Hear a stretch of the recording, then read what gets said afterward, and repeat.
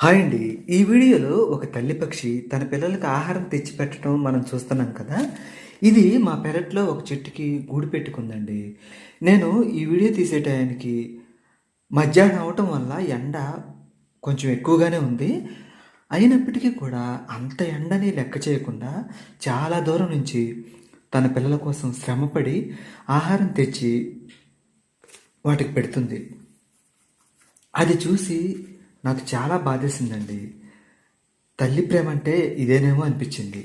ఈ సమ్మర్‌లో మనం కూడా మన డాబాల మీద కొన్ని నీళ్ళు, ధాన్యం గింజలు లాంటివి పెడితే కనీసం కొన్ని పక్షులకైనా ఆహారం అందించిన వాళ్ళం అవుతాం కదా!